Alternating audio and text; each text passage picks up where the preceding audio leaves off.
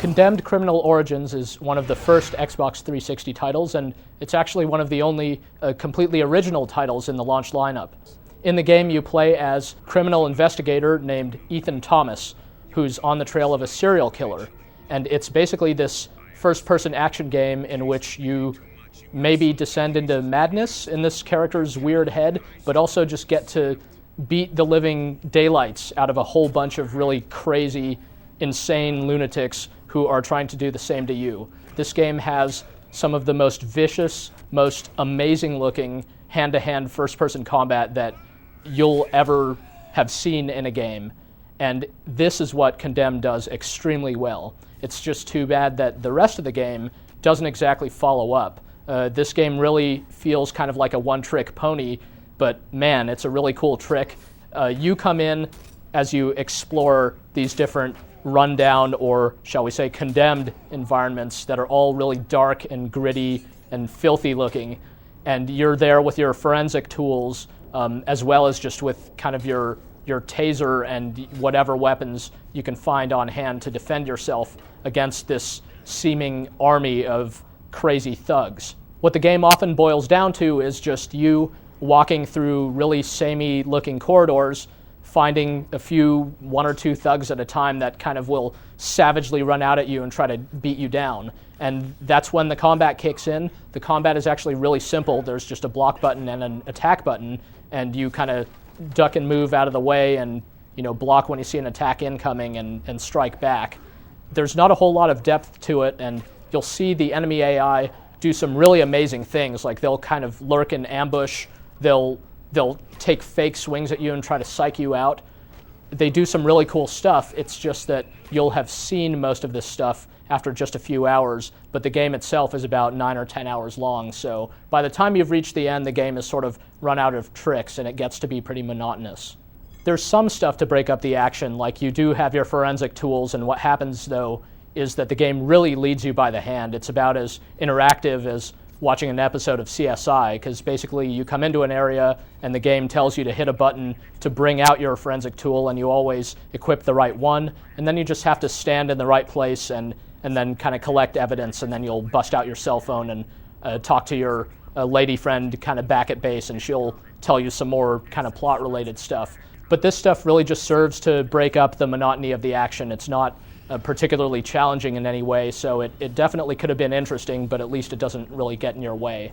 As for the combat, it really pretty much boils down to the melee weapons, but you do have a taser that can stun an opponent and give you a free shot, which is actually pretty cheap because you can use this to take out single enemies really easily.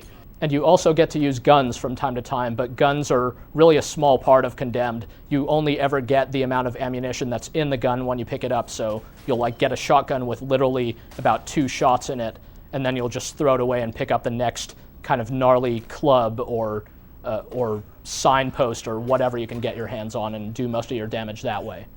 Condemned is a really impressive looking game, and a lot of its appeal overall definitely comes from its presentation. You couldn't get a game looking this good on a system other than the Xbox 360. With that said, the graphics definitely have some problems. On the one hand, you'll see some incredible looking animations. It's just some really shocking stuff. You've never seen enemies in games do some of this kind of stuff before. They just seem so incredibly enraged, and they also just seem totally crazy, and that's definitely what the game is going for.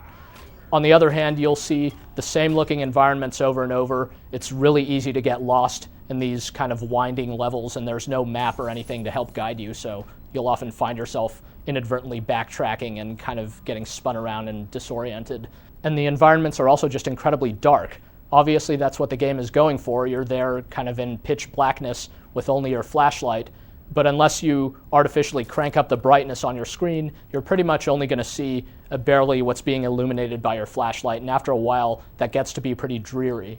Really, the issue with the graphics, if there is one, is that there's so little contrast in the types of environments you'll visit. You'll wish that there was just more stuff that kind of threw you for a loop instead of just one similar-looking corridor after another. The audio really helps sell the whole experience, on the other hand. There isn't a whole lot of music, and the voice acting is good, but there isn't that much of it. But what's really impressive about the sound is just the sound of things hitting other things. You haven't heard such kind of sickening, realistic sounding fighting moves in this type of game before. It really is about as close as you want to get to someone hitting you in the face with a crowbar and things like that. Condemned really does not hold back on the presentation of its graphic violence.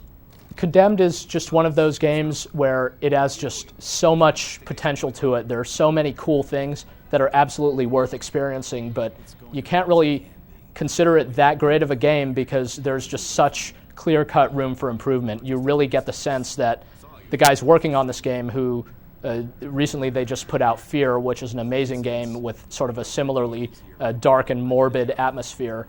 But in Condemned's case, it really just focuses on getting this one thing right, the act of hitting people with clubs. And it does that extremely well and tries to kind of drag it out for a long game and doesn't really carry its steam the whole way through and doesn't really fulfill a lot of the potential of its storyline.